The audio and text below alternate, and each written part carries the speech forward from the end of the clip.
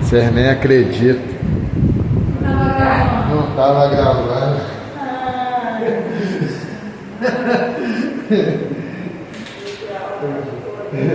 Então vamos lá. Corrigir o primeiro questionário. Eclésia deriva-se de uma palavra grega, diaconisa Cileia. Que significa chamados para fora. Essa é da prova, tá bom? Isso. 2. A missão tríplice da igreja aqui no mundo é? Responda para nós, missionária Ana. B. Adoração, edificação e evangelização. Também é da prova. Agora a questão de número 3. Forma de governo onde a autoridade recai sobre a congregação e sobre o próprio corpo local de crentes. Diaconisa Cileia.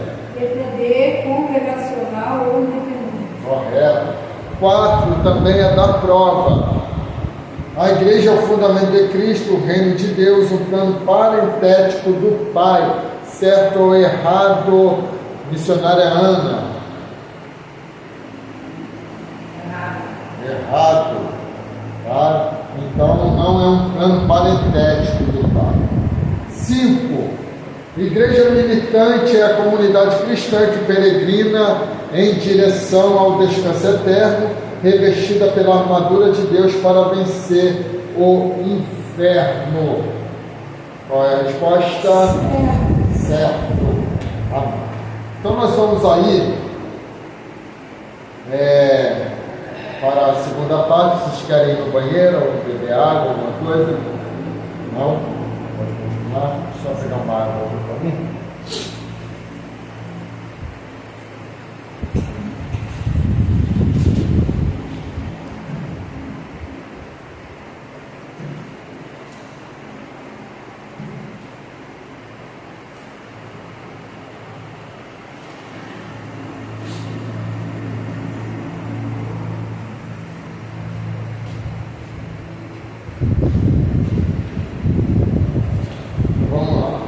Corpo eclesial.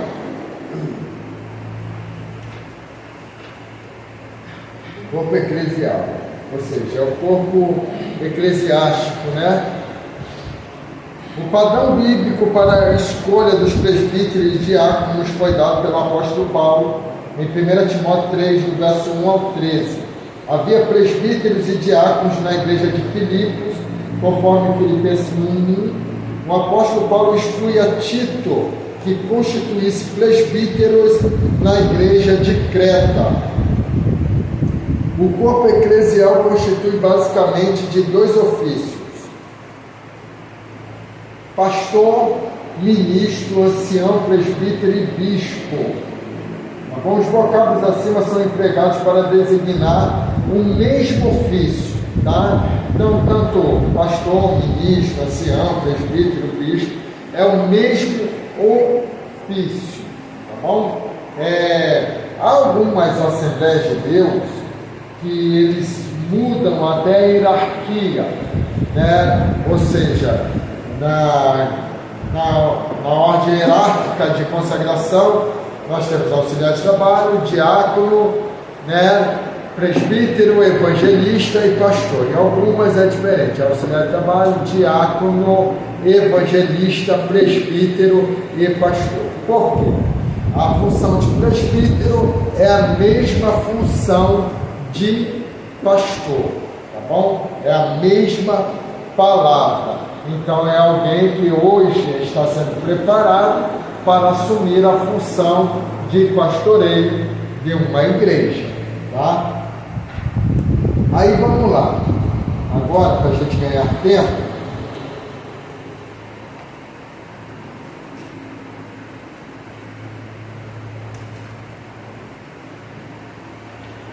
os diáconos. Aí vocês vão marcar. Os primeiros diáconos foram escolhidos pelos crentes, segundo está registrado em Atos 6, 1 ao 7.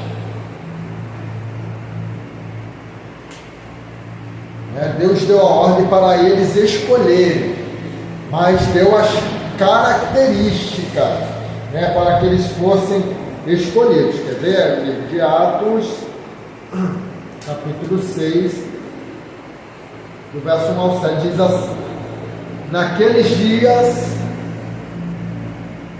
crescendo o número dos discípulos, houve murmuração dos gregos contra os hebreus, porque as suas viúvas eram desprezadas na distribuição diária de alimento. Então os 12, convocando os discípulos, disseram: não é razoável que nós deixemos a palavra de Deus e sirvamos as mesas. Escolhei irmãos, era a ordem dos discípulos, para que eles escolherem dentre vós 7 homens de boa reputação, cheios do Espírito Santo e de sabedoria, os quais constituamos sobre este importante negócio. Então, eles escolheram, os homens escolheram, mas tiveram a orientação dos apóstolos de Jesus Cristo para que escolhessem homens cheios do Espírito Santo, de boa reputação. Oi? Diminuir? Nada. Então, o que ocorre? Eles tinham que olhar exatamente para isso, para serem pessoas de boa reputação. O que é boa reputação? Pessoa que tem um bom testemunho, pessoa que você chega lá na vizinhança dele e diz: não, fulano é um bom crente, ele ali é impecável como servo de Deus, Então isso é uma boa reputação, tá? Cheio do Espírito Santo, Antigamente não se consagrava nenhum diácono se não fosse batizado com o Espírito Santo. E como muitos pastores abriram mão disso, já viu que hoje até está difícil você ver alguém ser batizado com o Espírito Santo, Então, o que ocorre? Porque, irmãos, hoje estamos vivendo dias em que as pessoas entendem: não, eu já sou cheio, não preciso falar em línguas estranhas, já sou um bom pregador, já sou um bom professor, já sou bom isso, bom aquilo, e não estão mais se preocupando. Antigamente, qualquer uma pessoa que fosse chamada, sentia que tinha uma chamada na sua vida, a primeira preocupação dela era buscar o batismo com o Espírito Santo, tá bom? E cheio de sabedoria. Então isto é fundamental para o diácono, porque tem pessoa que pensa: não, o diácono não precisa pregar, não, o diácono não precisa conhecer muito, não, é só fazer o serviço braçal. Não, ser diácono não é só serviço braçal, ser diácono é ser cheio do poder do Espírito Santo de Deus. Eu acho que eu já falei para vocês, mas a minha melhor fase ministerial foi o meu diaconato, Eu guardo em plena lembrança todo o meu diaconato, Foi uma das melhores fases da minha vida servindo ao Senhor, amém? Então vamos lá. Participação do membro no governo da igreja. Não resta dúvida que os membros devem participar do governo da igreja. Mesmo sendo uma teocracia, como já foi dito, a igreja não pode deixar de ter a participação, embora relativa, dos que a ela pertencem. A relação de participação do povo no governo da igreja deve ser operada pelo menos em 3 sentidos: cooperando, a fim de que os governantes tenham condições de desempenhar suas funções sem embaraço, ou seja, nenhuma palavra de um membro pode substituir a palavra do pastor da igreja, tá bom? Então, qual é a participação do membro da igreja? Apoiando as decisões, Esse é o maior problema hoje na igreja. Qual é o maior problema? Se o projeto não é seu, você não apoia, Então isso existe muito. né?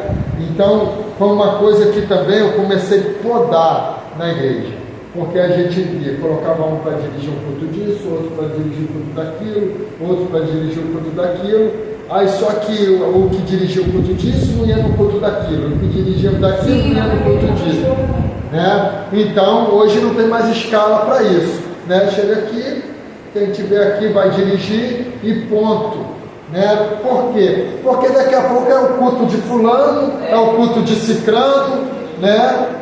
E isso precisa, né? Por quê, irmãos? Isso ocorre muito, né? Vamos supor, alguém chega aqui, pastor, vamos colocar um culto ao ar livre ali. Eu falo, pô, uma boa, vamos colocar o culto ao ar livre. Mas se alguém descobrir que, não, mas a ideia foi do presbítero fulano, né? Então aí a pessoa não vai, porque a ideia não foi dela, né? E as pessoas estão se esquecendo para quem nós estamos trabalhando. É isso que estão esquecendo, né? De quem é esta obra, né? Esta obra não é do pastor, esta obra é de Deus, né? É isso aí, né? Não fui eu que, vamos supor, eu apoio, irmão, qualquer culto aqui na igreja. Eu venho em maratona, eu venho em consagração, né? Eu venho em qualquer culto, ar livre, eu estou, né, para apoiar, né? Ah, pastor, nós vamos fazer aqui uma oração. Se puder, eu estou na oração. Então, a ideia não partiu de mim, mas eu estou ali para apoiar, né? Então, é isso que a gente precisa entender. Reconhecendo que provém de Deus. O ministério da igreja é dado por Deus e é uma vocação celestial. Não se trata de profissão de caráter social, de um emprego, embora tenham os ministros direito a sustento, por isso devem ser obedecidos com alegria. Não havendo obediência, a participação perde o sentido e a razão de ser. Tá? Filiação. Aí vocês vão marcar também. O ingresso na Igreja Universal é pela experiência de salvação. Ou seja, eu aceitei Jesus, ainda não tenho uma igreja para congregar, mas eu já estou pertenço à igreja. Porque eu, pela minha experiência de salvação, já tenho acesso à Igreja de Cristo. Tá? Mas, e não pelo batismo em água, é pela minha entrega a Cristo. É como um exemplo que a gente tem bem básico do ladrão na cruz, né? Aceitou a Cristo, ele não foi batizado pelas águas, mas recebeu de Cristo. Hoje mesmo estarás comigo no paraíso, tá? Só que o batismo nas águas, ele também é um ponto para a condenação. Como assim? Sim, eu aceitei a Cristo, não tem nada que me impede de ser batizado, e eu rejeito o batismo, aí eu estou rejeitando, né? Então é sinal que eu não estou querendo ainda um compromisso com o corpo de Cristo. Então não tem como pertencer à Igreja de Cristo se eu não quero um compromisso com o corpo de Cristo, né? E aí por isso que a palavra é ide por todo mundo, pregar o evangelho a toda criatura, aquele que crer e for batizado será salvo, né? Então se eu recuso o batismo, eu estou recusando a minha salvação, tá? Falando sobre a organização da batismo do batismo, sabe? Eu tenho observado que as pessoas também passaram nas redes sociais. As igrejas agora elas estão deixando de batizar no rio, né? Foi o exemplo que Cristo deixou, que promete, né? Estão batizando em piscinas. Coisa horrível, eu tenho visto, meu Deus, acho que até banheiras, dentro de igrejas, botando piscinas lotadas. O batistério não é coisa de hoje, já existe muitos anos atrás. Muitas Assembleias de Deus tinham o batistério atrás do púlpito. Muitas Assembleias de Deus tinham, né? Antigamente, né? Tinha. Peguei. Eu Até aqui no batizei- complexo aqui tinha. Batizei na igreja da Assembleia de Deus de Niterói, no batistério. Aí eu Batistério. falei, pastor, me batiza de novo. Porque eu tava no Rio. Porque o pastor pode batizar no Rio. Aham, eu também. As cachoeiras, assim, Aham. né? Aí eu falei, batiza de novo. Eu não, você é batizador. Né? Então, mas, tipo assim, deixa eu explicar muito bem para vocês terem a compreensão. É claro que Jesus batizava no Rio, João Batista batizava no Rio Jordão, né? Mas não existe, assim, nada bíblico que proíba o batismo em um batistério, né? Não é questão da água corrente, né? Nada, porque a água corrente, beleza. Porque tem pessoas que dizem, não, está levando meus pecados. Não, negativo. Ali está mostrando que você assumiu um compromisso, está resolvendo ser uma nova criatura, né? Então, mas só que o velho homem, ele permanece, né? Quantas pessoas que você viu depois de se batizar se desviou? Né? Então, por quê? Porque o velho homem permanece. Porque o que a gente ouve muito, não, batizei, o velho homem ficou lá. Não ficou, não. Né? Como a gente diz, ele levantou molhadinho junto contigo. Levantou ali. Se der brecha ali mesmo, ele já te abraça de novo. Né? Então, é só para a gente explicar. Que nem teve, né? Eu só explicando, né? Porque não existe nenhuma doutrina que proíba o batismo no batistério, tá? E nenhuma outra forma. Eu tenho um tio que ele foi batizado no leito de hospital. Sabe como que o meu outro tio, que é pastor, batizou ele? Com uma garrafa de 2 litros, né? Despejando sobre ele. Né? A pessoa estava acabada e já quase aparecendo já. Mas eu acho que as pessoas estão exagerando demais, até em essa banheira que lá. Gente, aquilo dali tudo apertadinho. Não, existem os exageros. Está sendo internada. Existem os exageros, né? Então, mas isso é tudo, na verdade, muitas dessas coisas são para afrontar aquilo que a gente ensina, aquilo que a gente prega, né? Mas o que a gente precisa ensinar aqui para vocês? Não existe nenhuma doutrina que proíba o batismo em batistério, tá? Então não está errado batizar no batistério, de maneira nenhuma, né? Existe aqueles que sempre vão optar pelo batismo em rio, como eu opto sempre o batismo em rio. Eu batizei agora recentemente uma menina na piscina, tivemos um evento no sítio, ela não fez questão, achou que por bem para ela poderia ser batizada na piscina mesmo, queria ser batizada, então, né, a gente não podia negar o batismo, batizamos ela na piscina, né? Mas a maioria dos meus batismos é em rio, tá? E temos outro exemplo do eunuco, né? A gente não pode dizer que onde ele foi batizado era um rio, porque ele está dizendo que está ali, que tinha uma poça d'água, né? Uma porção de água, né, parada. Poderia ser um lago, uma lagoa, né, locais que enchem de água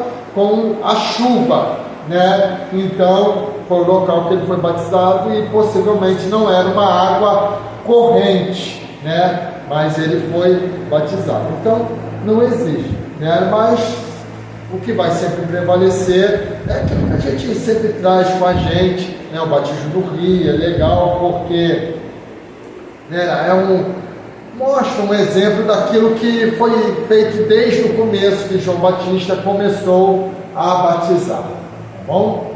Então, só para tirar essa dúvida aí, tá? Então, vamos lá agora.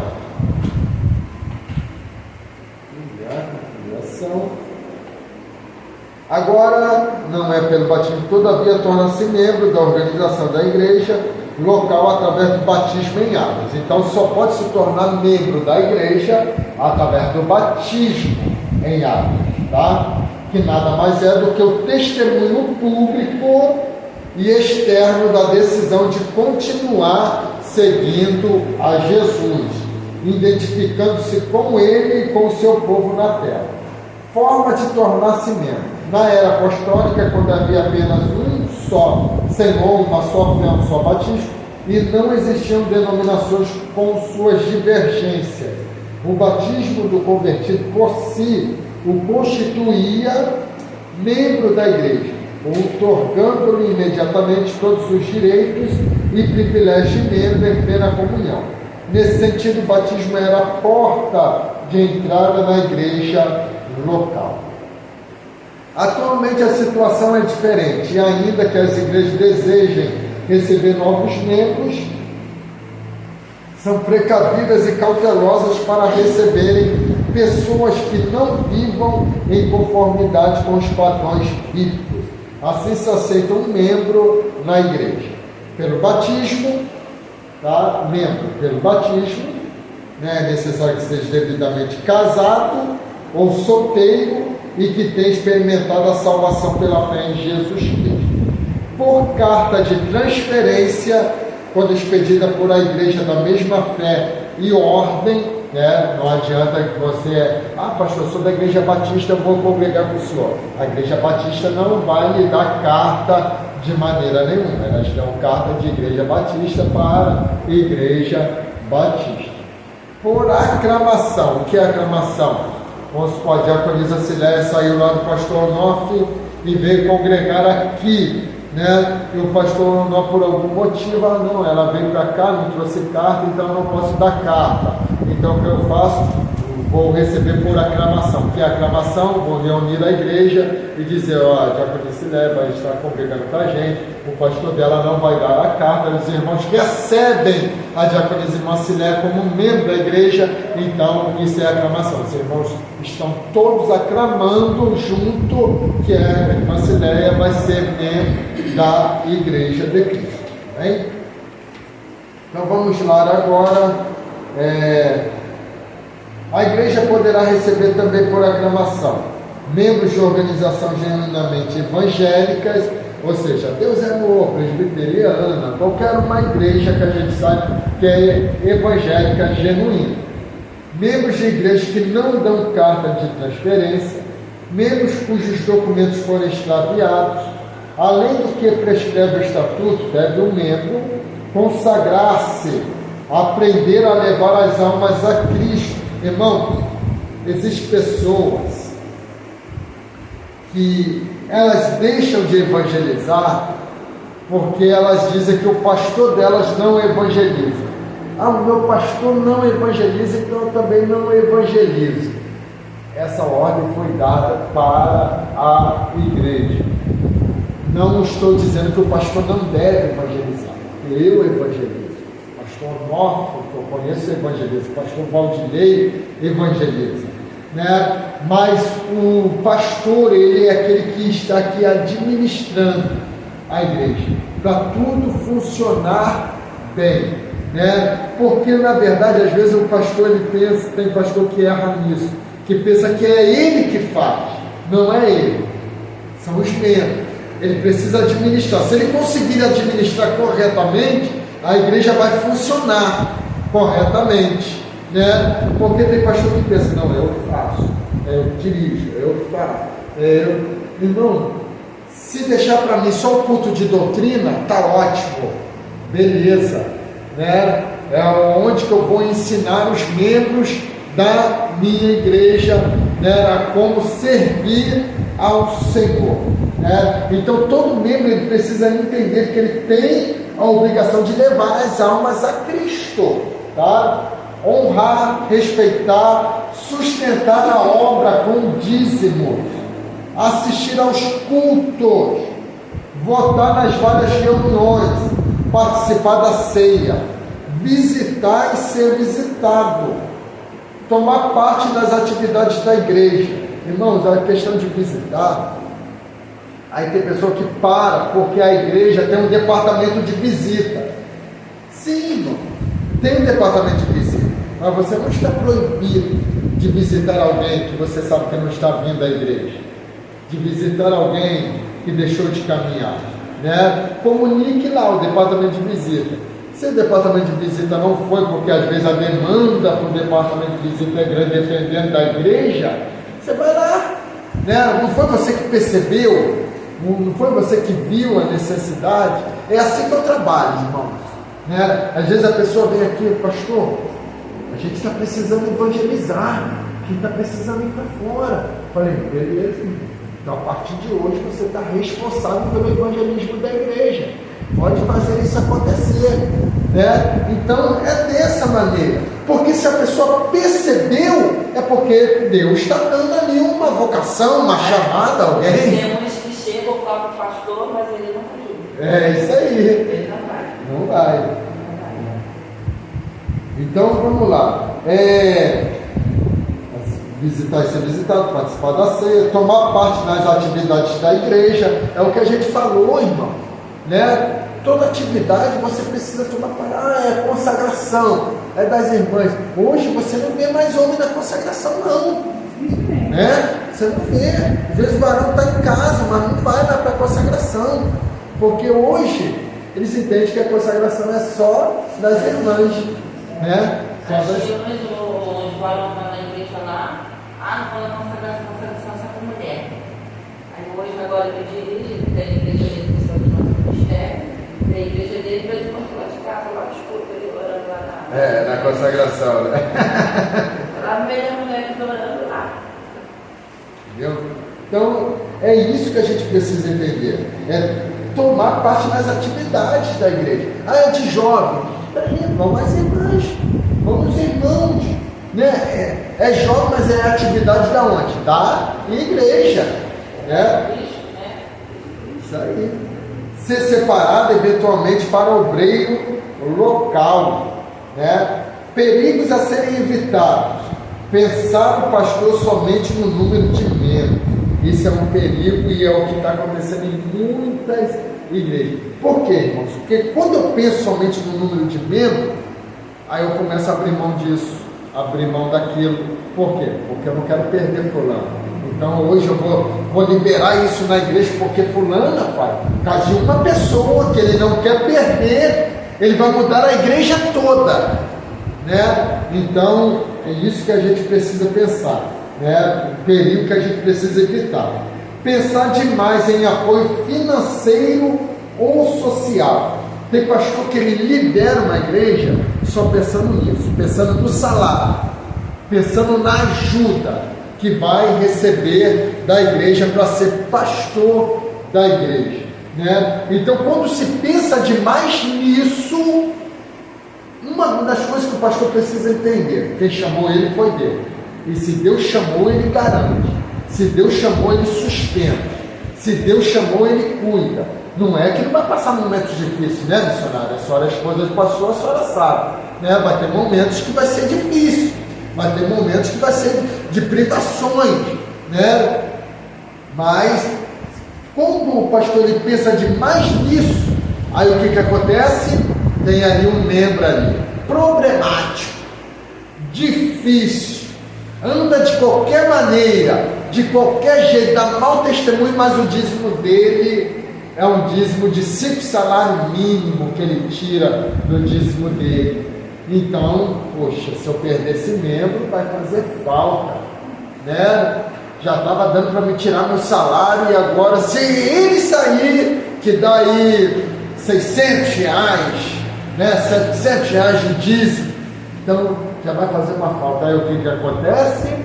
Né? O inchaço vai começando a tomar conta da igreja. Tá? Ter na igreja como membros pessoas que não querem se comprometer com um bom exemplo. Né? Então isso a gente precisa compreender muito bem. Ter na igreja como membros pessoas que creem em doutrinas diferentes. Irmãos, o maior problema hoje numa igreja é receber crente de outra igreja ou de outra denominação diferente da sua. Por quê? Porque ele não vem com a visão de se adaptar à igreja. Ele vem com a visão de fazer a igreja se adaptar a ele. Né? Então esse é um dos maiores problemas. E é aqui que eu falo que a liderança tem que funcionar. Nessa hora que a liderança ela precisa funcionar. Por quê? Porque se ela não funcionar aqui, é como se o fruto podre vai estragar toda a caixa. Então é nessa hora que precisa ter cuidado. né? E aí vocês vão marcar aí agora. Aceitar como membros pessoas que se separaram bruscamente de suas igrejas originais. Esse é o maior cuidado que precisa ser tomado, né? Por quê? Porque quando você está muito focado em querer aumentar o número de membros, você não está nem aí. Vem lá um obreiro lá do pastor Valdinei, não, vou congregar aí, pastor, vou voltar aí para o senhor.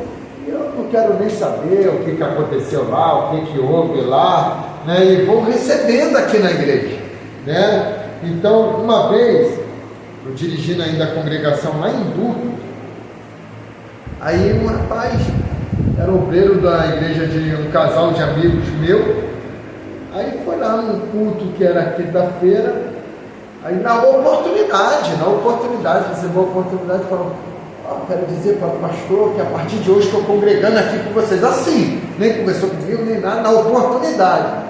Aí também, quando a gente terminar o culto, amém, beleza. Sábado tem culto lá na igreja do pastor, e eu vou lá para conversar com ele, avisar ele que você vai congregar aqui com a gente aqui.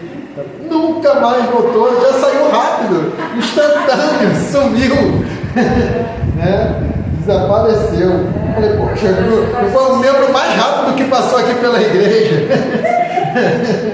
Eu agradecido muito agora, porque aconteceu isso. Entendeu?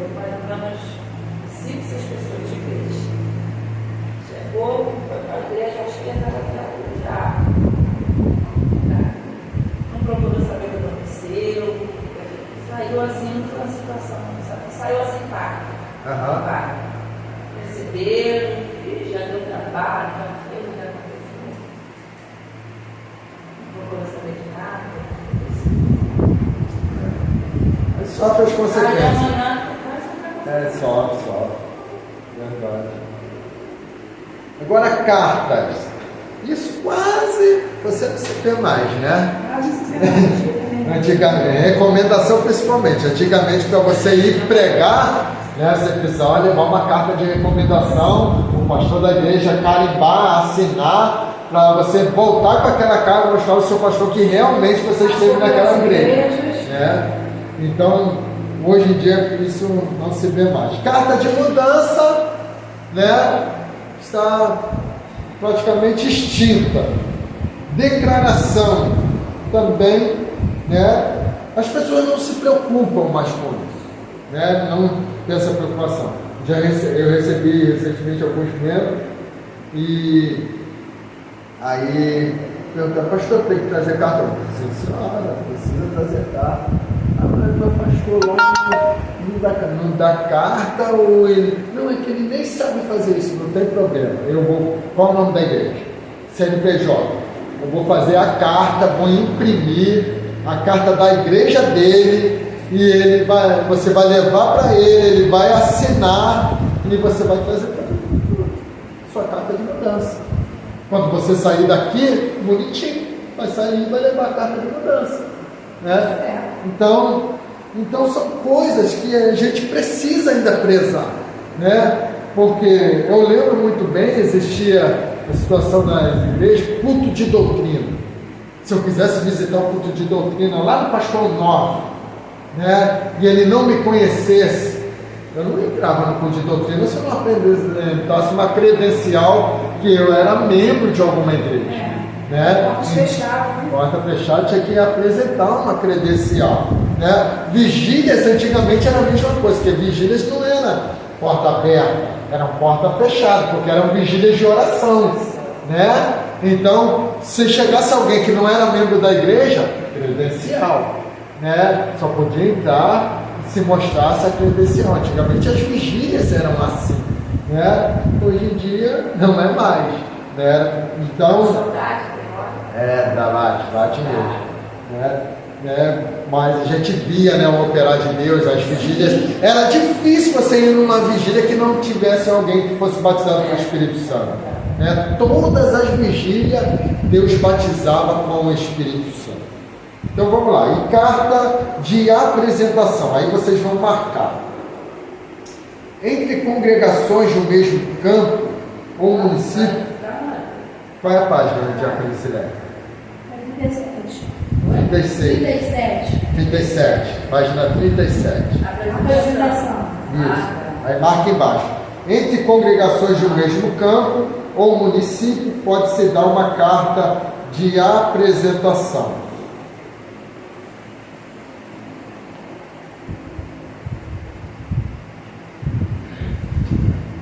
Aí vamos lá. Disciplina na igreja. A disciplina é uma bênção e uma necessidade da igreja. Tá? Ah, pastor, disciplinar, tem as igrejas que não disciplina mais. Existe, claro. Mas é necessário. A primeira disciplina que a gente vê na igreja primitiva, ela foi drástica, porque não teve volta. Que foi de Ananias e Safira, né? Que mentiram na hora de ofertar. E foram lá a Pedro mentir, né? E eles foram fulminados, foram mortos, né? Na mesma hora. Isso para quê? Para deixar exemplo que não dá para brincar com aquilo que é sério, que é a obra de Deus. Tá bom? Então Jesus falou sobre a disciplina, né? Se vê seu irmão pecar, errar, né? Vai até ele. E é um contexto aqui que a gente precisa até esclarecer muito bem, né? Porque as pessoas usam esse contexto, esse texto daí, dessa parte que enquanto Jesus fala, se vê o teu irmão pecar, vai até ele, fale com ele, se convencer o seu irmão, ganhaste o teu irmão, e amém, assunto encerrado ali, né? Mas se não te ouvires, continuar praticando a mesma coisa, pegue 2 testemunhas, vai até ele, para que ele te ouça.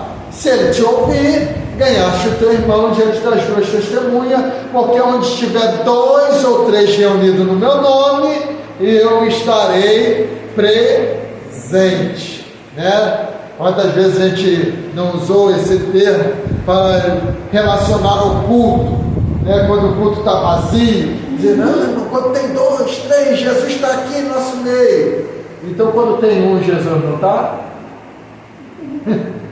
Né? Então quando a gente lê, por isso que a gente precisa. Até hoje a gente vê as pessoas falando isso. Né? Quando a gente lê isso, a gente precisa ler o contexto. Isso está se aplicando a testemunho, né? A ser testemunha de um fato, né? Então Jesus está dizendo: tem 2 testemunhas, estou presente para carimbar, né?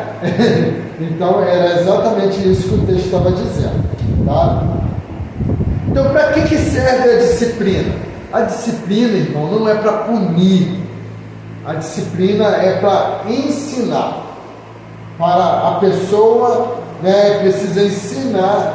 Para ensinar é preciso antes aprender, né? Então, a disciplina serve para o ensinamento, né, para a pessoa aprender, né? Então, quando eu disciplino alguém, eu estou dizendo que você fez foi errado, né? E você precisa aprender a lição, que isto não é normal, né? Então, isso é o segredo da disciplina. Nós tivemos uma situação recentemente que deixa eu até pausar aqui, né? Porque se não houver disciplina, a pessoa vai ficar nisso, cai, levanta, né? Como se fosse uma coisa normal. Não, tá aí, daqui a pouco eu direito, estou lá de novo, né? Então, são coisas sérias, né? Então, tem pessoas que às vezes exageram. Tem certas convenções aí que se um pastor adulterar, ele pega 10 anos de disciplina, sem voltar à convenção.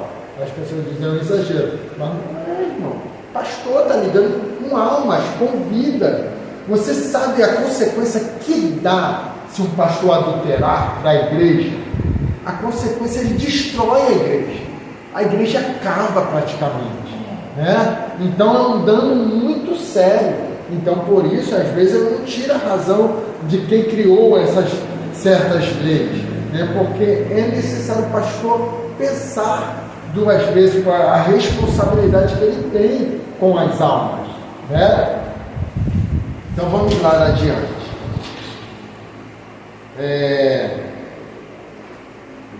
A disciplina, né? Propósito da disciplina. Qual é a página? 38. O principal objetivo da disciplina é transformar vidas e formar caracteres. O exemplo é um fator importante na disciplina. Aí vocês vão marcar. O que ensina precisa primeiramente disciplinar-se a si mesmo, a fim de dar o exemplo. Ok? Então a disciplina é um ensinamento, né? Só que o pastor é aquele que aplica a disciplina. Ele precisa ser o exemplo, né? Para aplicar a disciplina na vida de alguém, tá? Então o exemplo é isso aí, é o exemplo de vida, conduta, né? Para que a disciplina seja aplicada, tá? Porque quem ensina precisa viver o que fala. E isso é muito importante. Eu sempre bato nessa tecla. Por quê? Porque tem pessoas que eles têm um dom, eles conhecem, mas eles não querem sentar para ouvir, não querem sentar para aprender. Então não podem ensinar de maneira nenhuma, né? Por quê? Quem senta assim que nem vocês para aprender, estão se preparando o quê? Para ensinar. Né? Ainda que não seja um professor, né? Mas estão prontos para ensinar, para aconselhar, para direcionar alguém, né? Então, por isso que esse curso é várias matérias, e alguma delas você vai se encaixar e vai dizer, não, essa aqui é a minha área, né? Aí esse livrinho vai ficar lá destacado lá para você, não, esse livro aqui é o meu xodó, né? Não empresto, não entrego a ninguém, né? Então é isso, porque em alguma área aqui você vai se destacar, porque aqui esse curso a gente abrange todas as áreas da igreja, tá bom? Então vamos lá, já falamos do propósito da disciplina, né? Motivos para a disciplina: conduta desordenada ou desaprovada pela palavra de Deus, imoralidade, espírito contencioso, divisor. Irmãos, pastor, isso é motivo para disciplinar alguém? Você não sabe o mal que a contenda, a rebelião, ela causa na igreja, né? Então, às vezes, precisa disciplinar alguém que faz motim, né? Que aglomera as pessoas contra uma liderança. Isso precisa ser contido, tá? Propagação de falsas doutrinas, heresias, filiação à organização ou igreja incompatível com o cristianismo, tá? Então isso são motivos de disciplina. Métodos do procedimento na disciplina que Jesus ensinou em Mateus 18, 15, 18. Na medida do possível deve-se tratar o problema entre as pessoas afetadas, tá? Para que o problema seja resolvido. 2 ou 3 testemunhas, não se arrependendo do ofensor, ou se o caso tomar proporções e chegar ao conhecimento de muitos, deve se levar à igreja. Porque existem situações que dá para ser resolvida ali. Como foi esse exemplo que eu citei do pastor, né? Que foi lá e liberou o rapaz, que foi uma situação que ele viu que o rapaz se arrependeu, então foi uma situação que resolveu ali aquela questão. Mas se ele liberasse o rapaz, daqui a pouco visse de novo, ele ia ter que chamar pessoas, né? Reunir ele com mais 2 pessoas para conversar com ele e tentar de novo resolver a situação para depois levar o caso à igreja, tá? Se o caso for de flagrante escândalo para a igreja, ao ser comprovado, deve ser imediatamente desligado. Tudo, porém, com justiça, né? Ser justo, irmão. Lembrando que a gente está disciplinando uma vida, uma alma, não para a perdição dela. A gente não está abrindo a porta do inferno dizendo, você não serve, estamos te jogando fora. Não, você está disciplinando para tratar, para realocar ela ao corpo de Cristo. Tá? Então esse é o propósito da disciplina. Tá? Não é o propósito de nunca mais você confiar, nunca mais você tratar bem, nunca mais você dar oportunidade, não. Tá? O propósito da disciplina não. É realocar aquela pessoa para aquela pessoa viver normalmente como ela vivia, fazendo parte do corpo de Cristo. Amém? Então, irmãos, até aqui, tá? Para a gente ganhar tempo e partir para a prova, vamos corrigir esse questionário, e aí depois eu vou fazer um resumo, tá, da educação cristã para vocês, do questionário, para vocês fazerem a prova. Então vamos lá, corrigir esse questionário aqui primeiro. Questão de número 6. Foram escolhidos pelos crentes, segundo Atos 6, de 1 a 7, para atender os interesses temporais da igreja missionária AMA. Letra A, os primeiros diáconos. Aqui não tem nenhuma da prova não, tá? O ingresso na Igreja Universal, Diaconisa Siléria. Letra B é pela experiência de salvação. Correto. 8. Quanto aos perigos a serem evitados pelo pastor, é incerto dizer que o missionário é ama. Letra C, deve aceitar os membros, pessoas que se separam praticamente do Isso, porque o certo é não deve, né? Não deve. 9. A carta de apresentação é passada aos membros que estejam transferindo para outra localidade. Certo ou errado, Diaconisa Siléria? Errado. Errado, porque é do mesmo município, né? 10.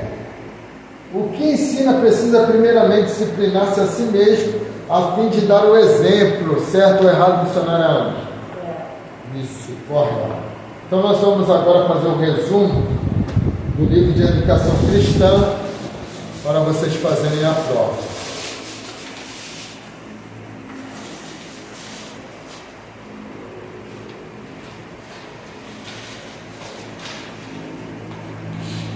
Desde o primeiro questionário, tá?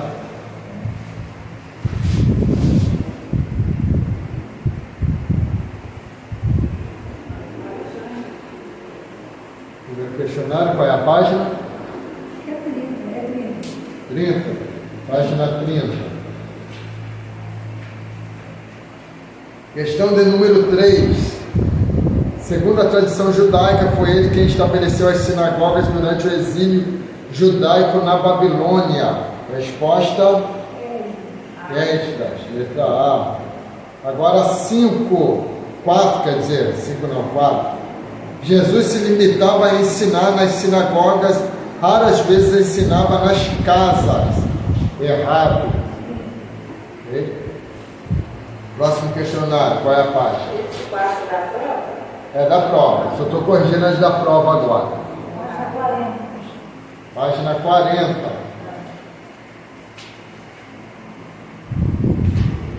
Questão de número 8.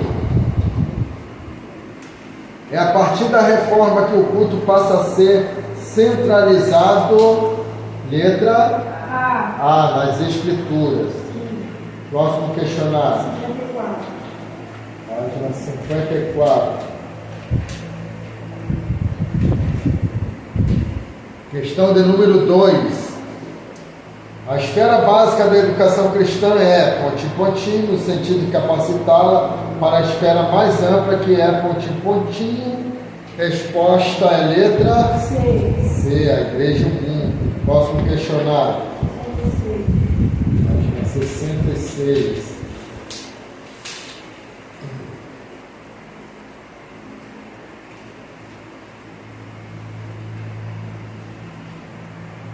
Questão de número 7. É a arte de manifestar os diversos sentimentos da alma humana. Letra D, a música. Agora. Para mim está D. D de dado. É isso mesmo. A música. Agora 9. A Igreja de Cristo é uma comunidade adoradora, educadora, nunca uma comunidade de serviço. Certo ou errado? Errado, porque também é uma comunidade de serviço. 82? Página 82. Questão de número 3. É despertar e orientar a mente do aluno, promovendo a aprendizagem por parte do mesmo. Letra D de dado. Ensinar. Questão de número 5.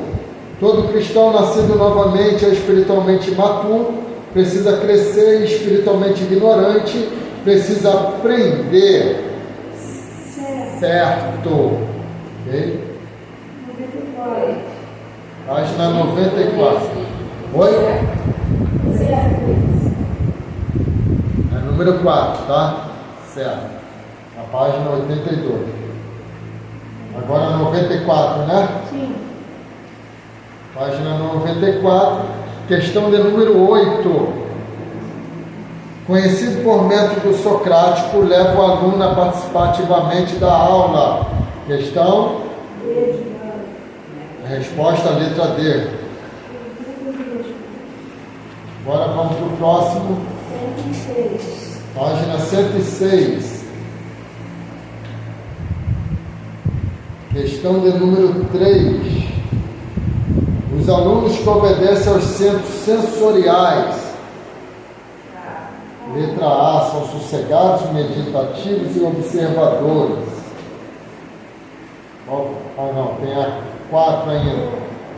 O temperamento é a característica dinâmica da personalidade, certo ou errado?